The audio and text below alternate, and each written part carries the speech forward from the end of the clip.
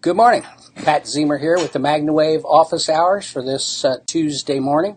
We bring office hours to you each Tuesday, 9 a.m. and 2 p.m., designed to answer questions that you may have with regard to PEMF therapy, Magna PEMF, devices, training, protocols, conditions, whatever the situation may be. It's designed to answer the questions that you as potential customers or you folks who have devices and want to better understand how to use them and how broad the use can be with this type of device. So that's what we're here for, us to answer your questions.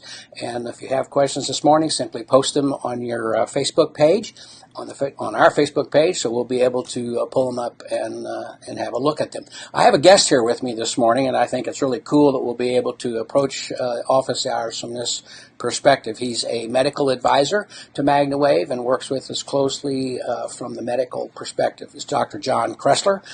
John has been involved with PEMF therapy for a number of years, which I'm going to ask him to tell us about in just a minute, but I just wanted to introduce you to him. And again, if you have any questions, good morning, Shelley. Thank you for joining us. Please enter your questions into the chat box, and we'd be happy to talk with them. So again, my guest is Dr. John Kressler. Dr. John, thanks for being here. I look forward to visiting with you. Tell us a little bit about Dr. John. Good morning, Pat. Thank you for having me. Absolutely. I would say, Pat, first, it's a pleasure to talk about PMF. It's been a life changer for me personally, as it has professionally. I am an allopathic physician. I went to medical school in Ireland for 6 years, and then I did my internship in Ireland in general medicine. Subsequently, I was accepted into a PhD program in pharmacology toxicology at the University of Maryland School of Medicine. And then from there went on to lifestyle medicine with Cenogenics, and then eventually led me to holistic or integrative medicine. And along that way, at one of the conferences, there was a gentleman, Mark Squibb, who I'm sure you guys probably have heard about, Live02, etc., who introduced me to PEMF technologies. And pretty much from that point on, I was hooked. I've had problems with chronic fatigue immune deficiency syndrome and mitochondrial dysfunction. And for me, I probably do at least an hour a day for the last 5 years. It's done tremendous things for my clients, myself, and my family. So I couldn't imagine not using it, and it's a pleasure to be with Magna and back to the same company that where I started from 5 years ago. Right, great, Yeah. and we're glad to have you. So you mentioned, tell us a little bit specifically, and there are a couple of questions that are coming in that we want to get to, but specifically you mentioned your issues that you're dealing with. How did you initially deal with your own conditions, and how has that progressed? Well, great question. I appreciate you asking that.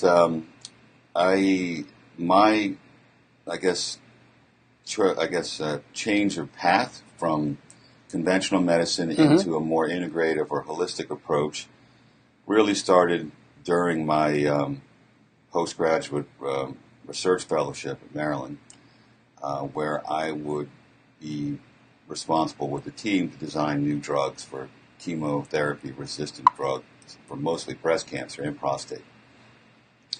When I sort of realized that it's really an unwinnable situation, cancer is always going to be one step greater than you, and subsequently lost my father to leukemia at Johns Hopkins, I realized, I needed to do a revamping of what we're doing in medicine. So I came into my own issues not much later than after he had passed in the middle of 2007, 2008, and I didn't like the answers that conventional medicine had, which was mostly pharmaceutical intervention, psychiatric meds, and chronic fatigue sometimes goes to rheumatologists, but usually it's the same kind of medications. Right. So I decided that, well, you're a physician scientist, you're going to have to find another way. And I started off with lifestyle medicine, with nutrition and exercise and basic hormonal balancing with Cenogenics, Medical Institute in Las Vegas. And it started from there, just to learn how to think on my own, not what I was told. and to think outside the box. And there's quite an alarming amount of people, somewhere in the neighborhood of between 20 and 30 million people that suffer from chronic fatigue in the United States, and that's according to the Center for Disease, CDC. So I'm sure that number is actually more. And I can tell anyone that's on our Facebook, group that has chronic fatigue, immune deficiency syndrome, or fibromyalgia, and I know you've addressed this before, that PEMF therapy is an amazing therapy to help the body's biological terrain on multiple aspects. And I would encourage anyone who's suffering from these problems to look into that. So, okay, so we don't, from my perspective, not being a doctor and being on the other side of that spectrum, we always talk about improve the body's ability to heal itself. We talk about setting up the body so it can improve its own oxygenation of the blood cells at the mitochondrial level, improving blood flow, and all that stuff happens. So you have chronic fatigue syndrome, and you start doing PEMF. How did you address that from your perspective as a medical professional, and how quick did you start to see something happening? And as you said, an hour a day. Did you start at an hour a day? I know there's 3 or 4 questions wrapped around that. But if just give us a little background on that, then we'll get into some of the questions. Well, at first I was a bit apprehensive when I heard about pulse electromagnetic field device therapies. I thought it was, as a physician scientist, they're even though there's 20,000 plus papers on PubMed that talk about PMF technology, I had never heard of it. But when I felt it, there was no need to speak about anything anymore. It's one of these things where once you experience a real PMF device, you don't forget it. The body just takes to it like nature. And you see that with animals. You turn it on and your dog or your cat will come running and jump in the loop. Right. No placebo effect with placebo effect. You can't fake nature. Right. And so for me, I always started off with a larger number, so 1 or 2 hours a day. I never, now I don't necessarily recommend that for everyone, but it worked for me. And if I could get 2 hours in, it was all the better, but it just depended on how much time you could get to it. There's no right or wrong except for not doing it. And I would encourage people to look into, magnetic deficiency syndrome. Unfortunately, we have at best 0.03 Gauss, and we're electrical beings, and we just don't get the charge that we used to from the earth. And it's a big reason why we have problems like fibromyalgia and chronic fatigue and all these chronic diseases, because we just don't get what we need from Mother Earth anymore. And therefore, we have to, like hormones, artificially replace it. So every human being should be charging every day, if you really understand what NASA's gone over with the magnetic deficiency syndrome. And I know you've talked to Bob Dennis. Bob and I have talked quite a bit. Yes. Dr. Bob Dennis is the doctor that was behind and holds the patent from the NASA study on PEMF and showing its results and effects. So you've been close to that. And it's an interesting concept to sit back and think, okay, I need to recharge myself, just like I do my phone all night long. And I charge it all night long. That's right. But I don't recharge myself all night long necessarily and just in like the right you can't environment. overcharge your iPhone, you're 100%. It's just like PEMF. Right. You can't overcharge. Okay. Our bodies are just cells. They're all batteries.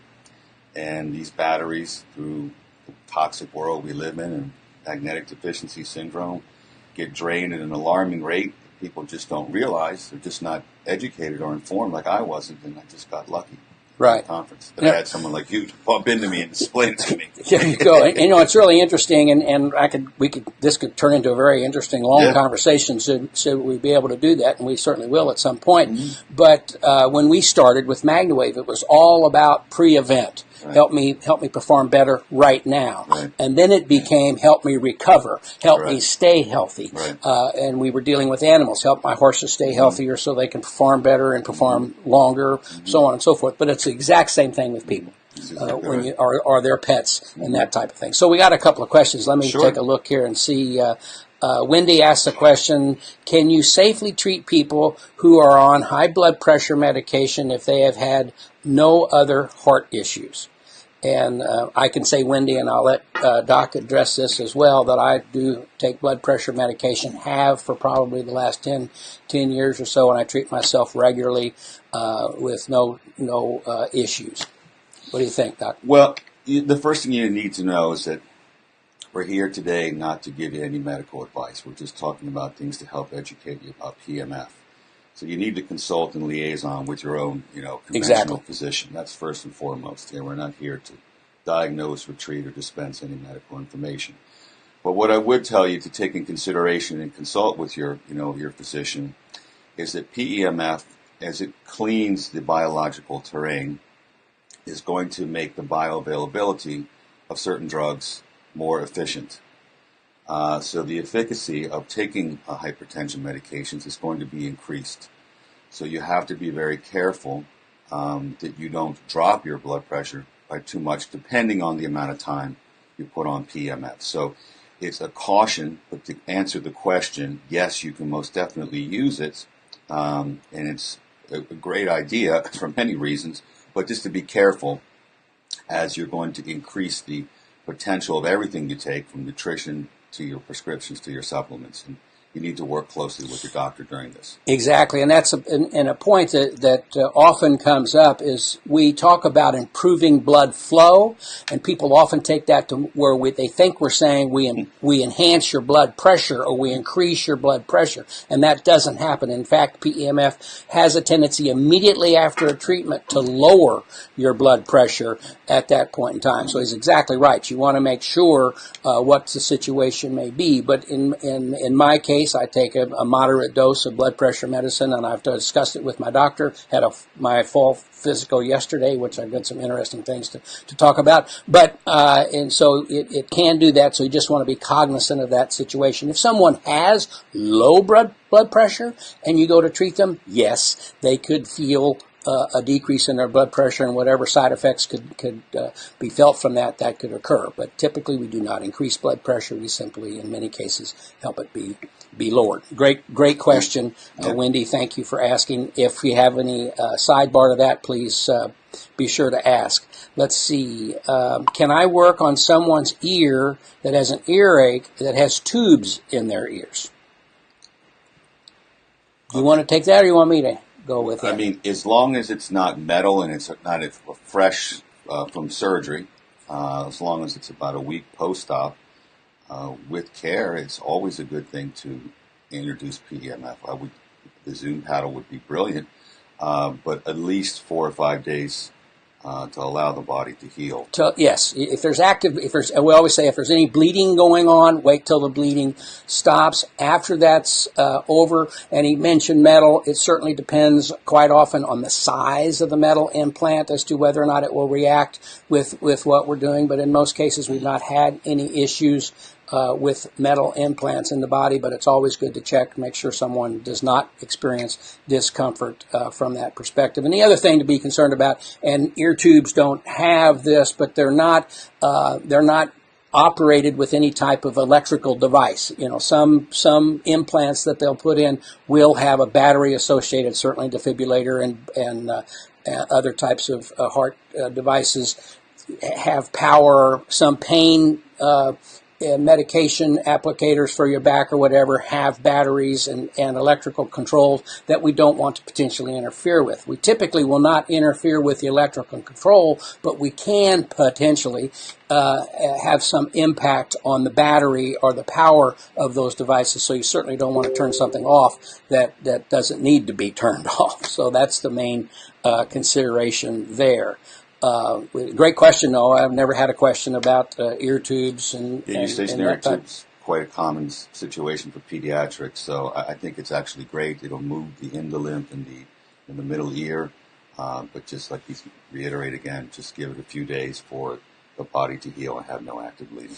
And it's also the kind of thing you want to remember that yes, while this device will cause or allow the body to, wherever you have some sensitivity, to pulse and you feel it. When you're dealing with the head and the ears, the intensity, it does not need to be high at all. You want to be very comfortable, and you want to make sure that you're in a very protective kind of environment with the intensity that you're applying to that area of the head, whether you're adult, child, or whatever the situation may be. Comfort is the absolute key that we want to deal with when we get into these types of situations. And so any other questions that you folks may have, please present them. Be sure to ask, and we'd be happy to answer those questions. Now, we were talking about you're using it for chronic fatigue type of syndrome.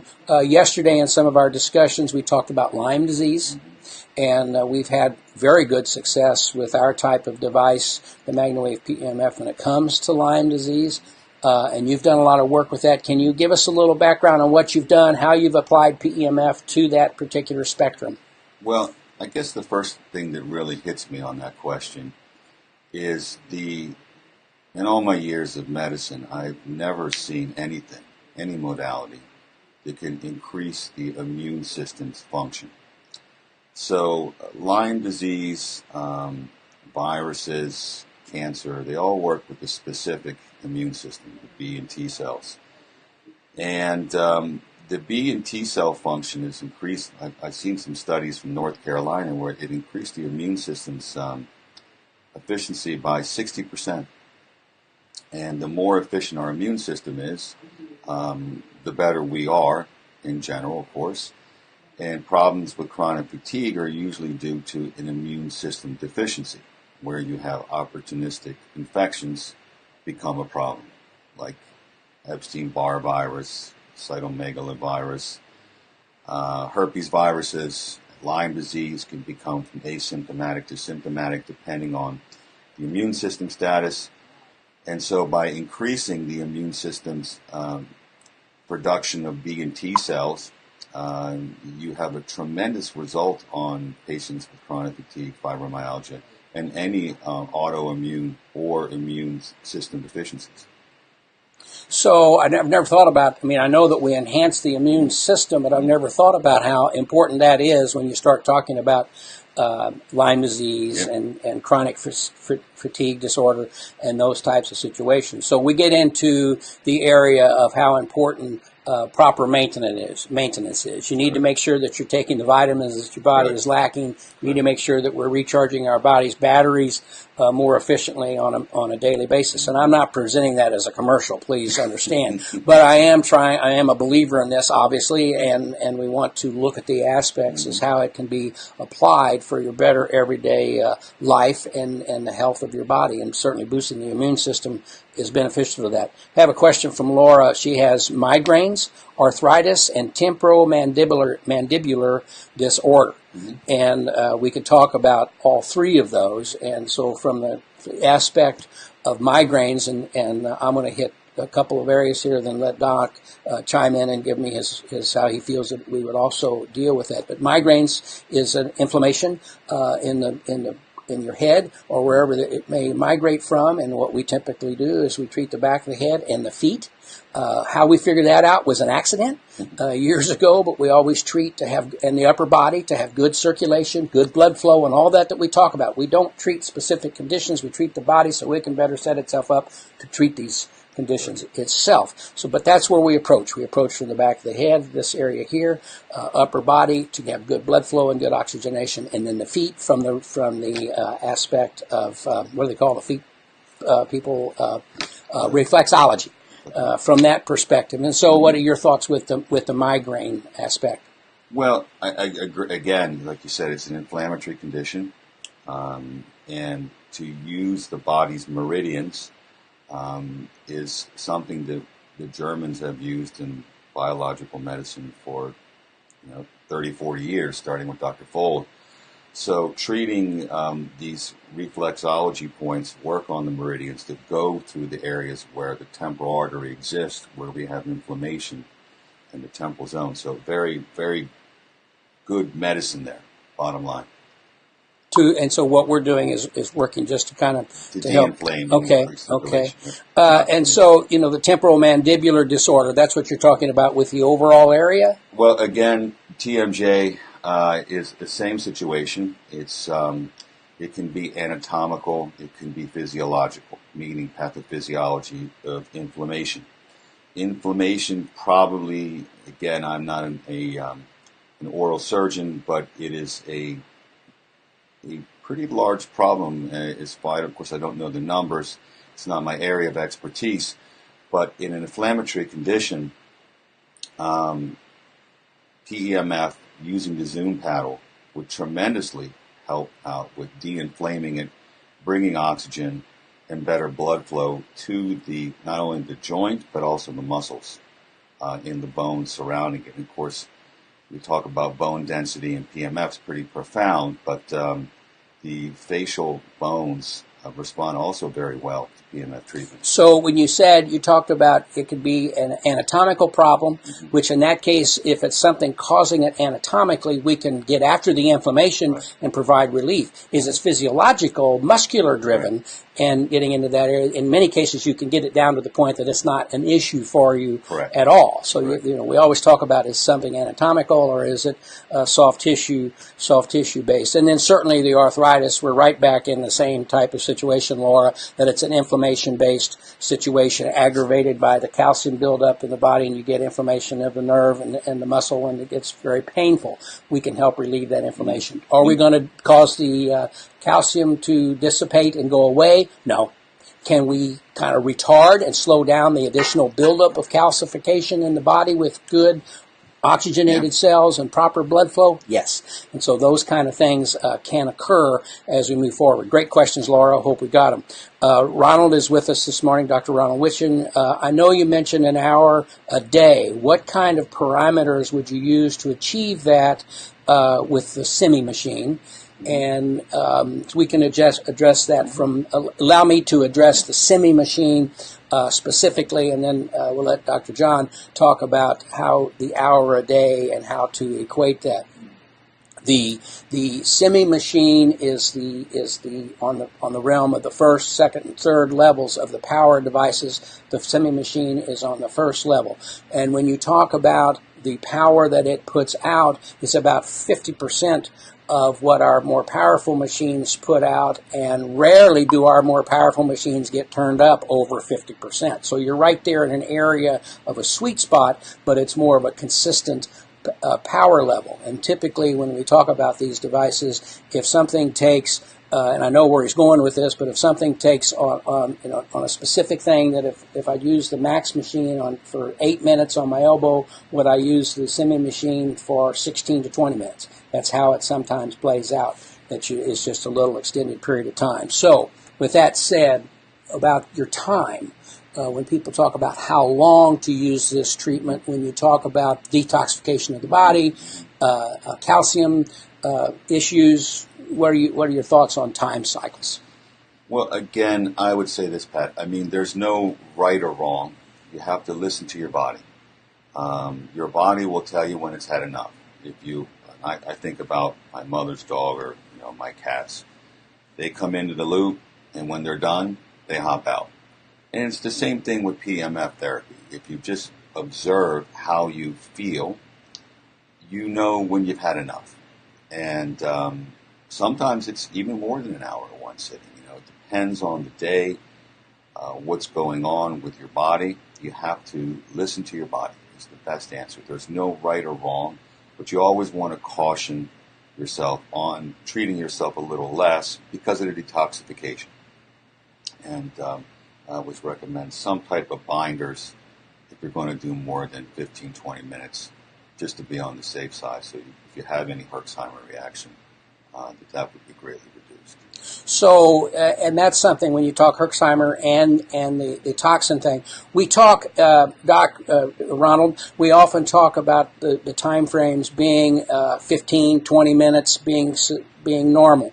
And probably for 90% of the indications and things that we're trying to deal with allowing the body to better be in position to heal itself, 15 to 20 minutes is fine, is ample. I think and correct me here if I go according to different to what you're thinking, when he approached it from the beginning of dealing specifically with the fatigue, chronic fatigue disorder. He went after it more aggressively to really try to supercharge the body, and we've heard that from Pilar Davila when she talks about her protocol that she used for her cancer, her self-healing of her cancer type situation, and the length of time that she was going. So the issue that you're dealing with will sometimes dictate or at least give you a balance of how long you should go.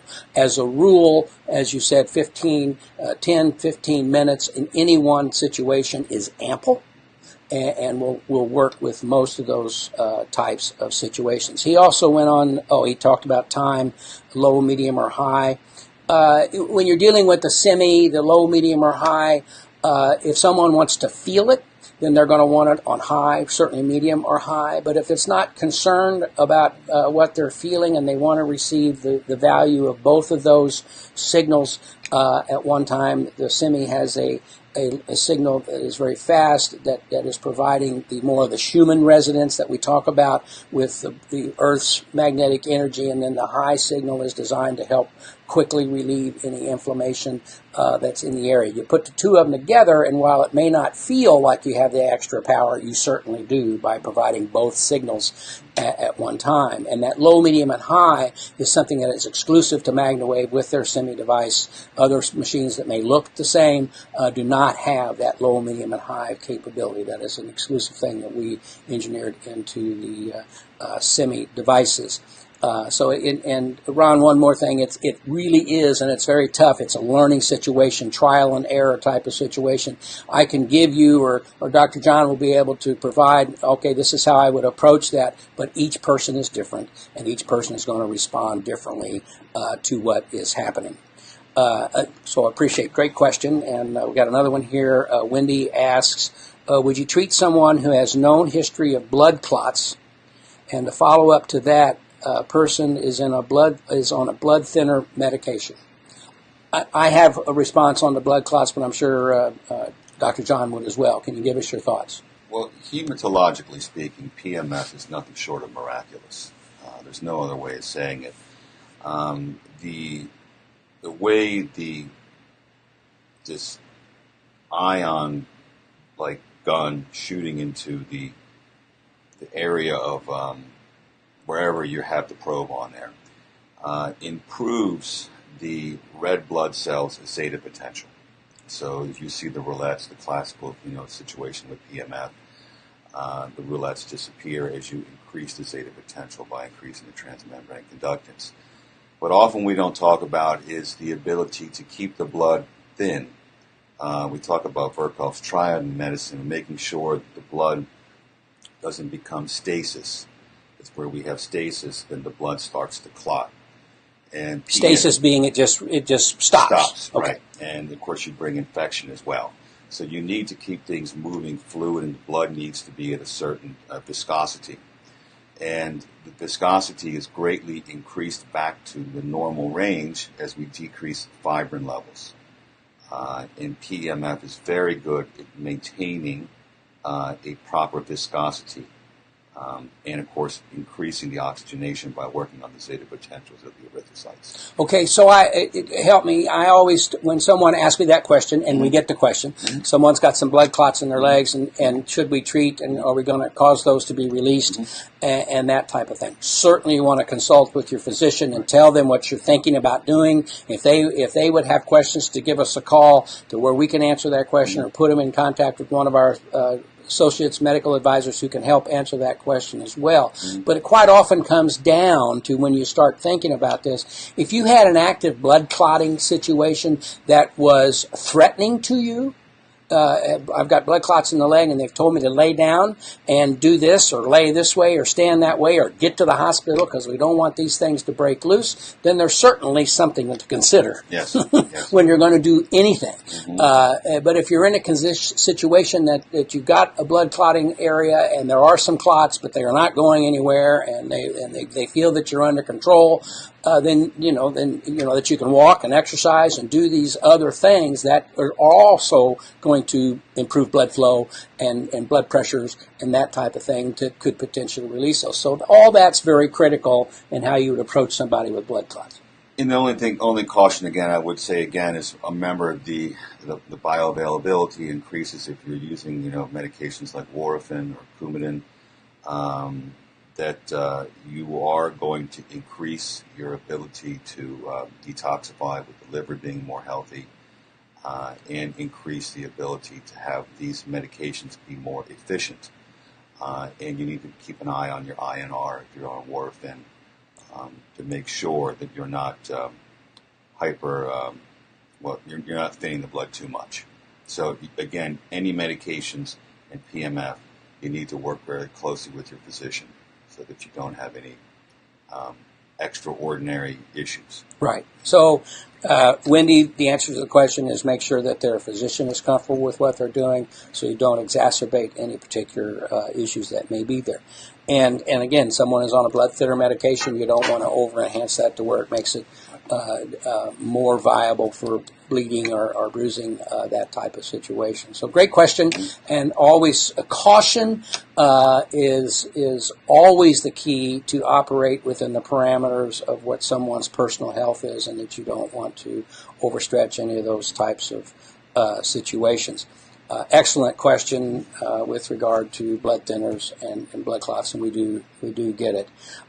So, folks, if you have any other questions, we've been about 30 minutes now. We'd be happy to continue to answer any questions that you may have with regard to PEMF and how it can be beneficial to your body's healing itself. So, you've been actively involved now for 5 years or so, and you've taken your medical background and your experience and applied it to how PMF can enhance those. What's the story? What story have you seen with PEMF, or the experience that you've gone through that you think, wow, this happened? Well, it's a great question, Pat, and thanks for asking it. I mean, what I would tell our audience is that when you study allopathic medicine or conventional medicine, as we do in medical school, our treatments are based on what we call reductionist or targeted therapies, where in the German biological medicine, which I adhere to, we learn to treat the body and then allow the body to fix the problems. The good Lord gave us a good plan here. When we sort of remove these barriers, the body does it on its own very well, exceedingly well. And in all my years of medicine, I have never seen anything that has reactively or preventively done more for the human condition than PEMF. It is by far and away the most profound discovery that I've ever seen.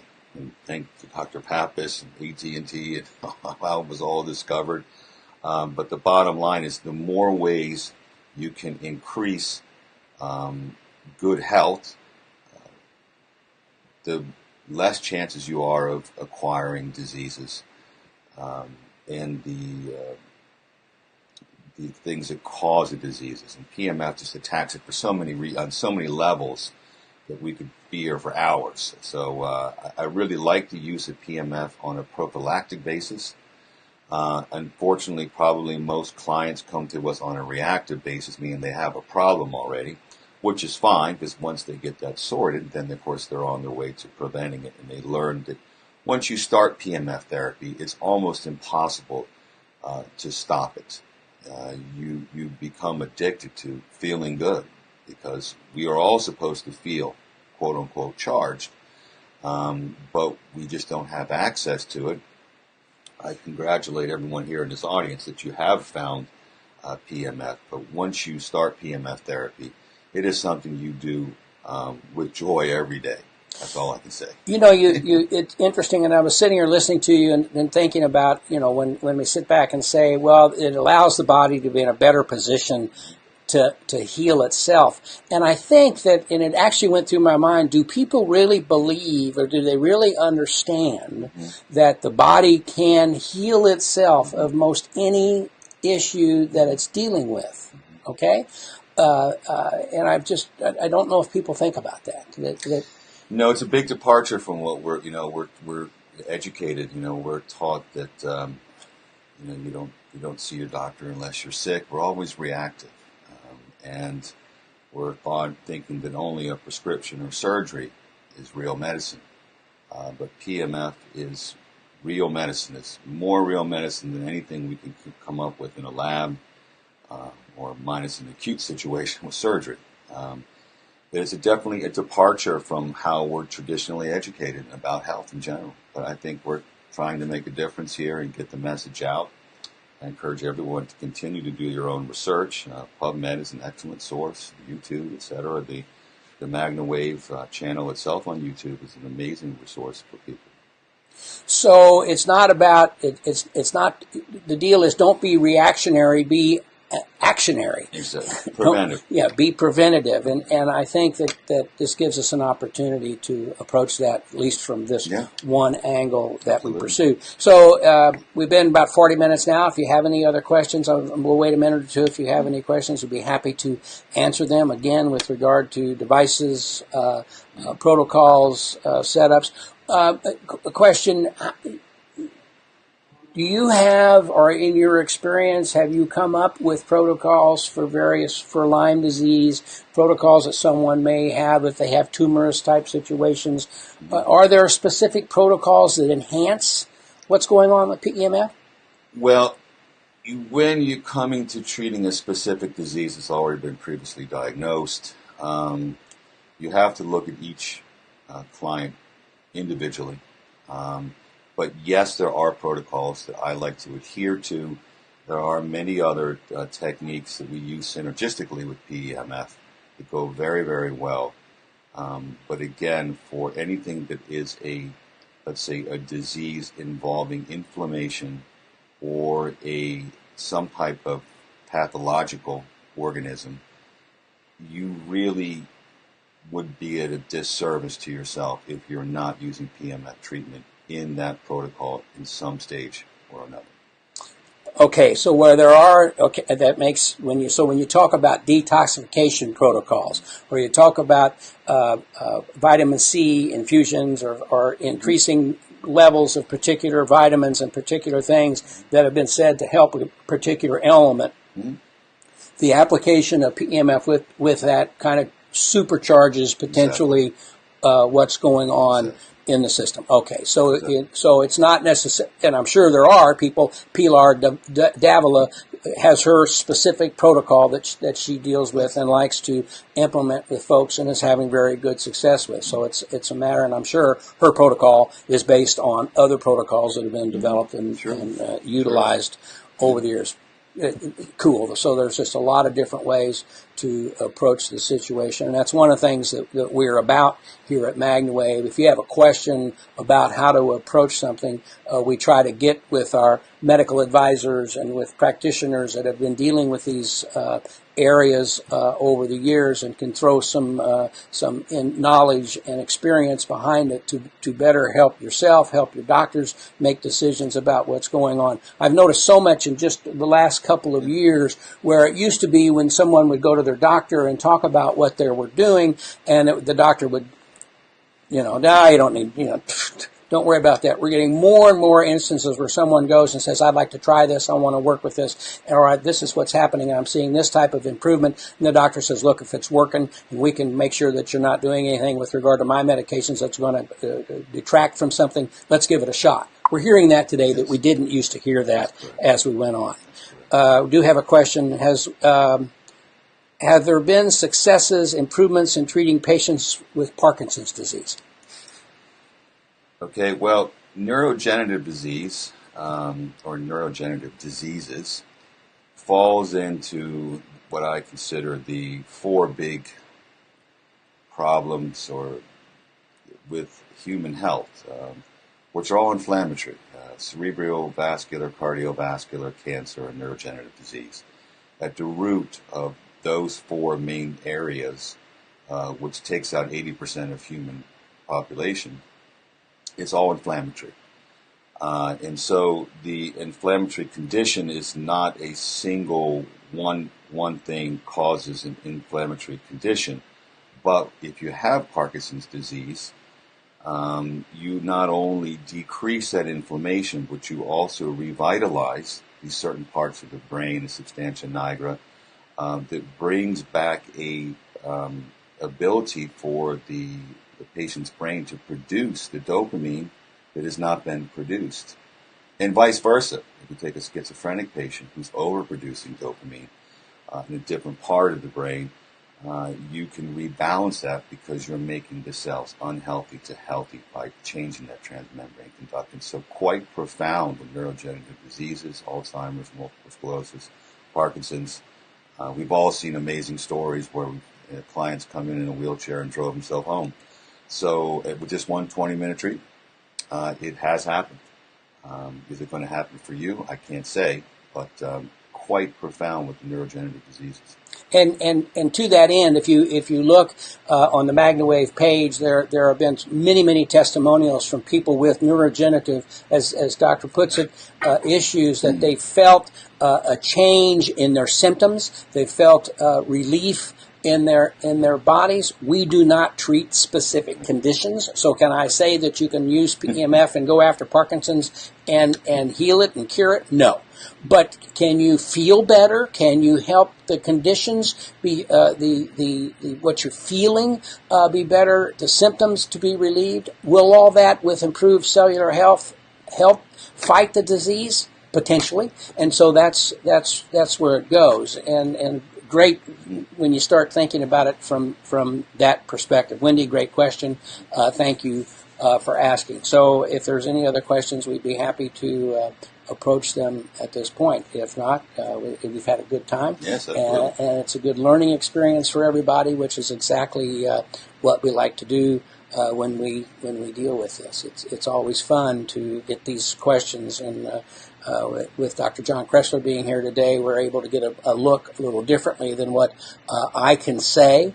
There's a lot of things that I could say or would like to say, but if I say them, I'm overstepping my bounds, and I don't want to do that. I want to realize that we're just trying to set the body up to better heal itself. So, Doctor, I look forward to talking more in the future. Yes, and certainly Dr. John will be available to answer questions throughout the MagnaWave system as we work to endeavor to bring this therapy and the wonderful benefits that it has to small animals, people, your family, and large animals around the world. So, folks, glad you were here, and we'll talk again later.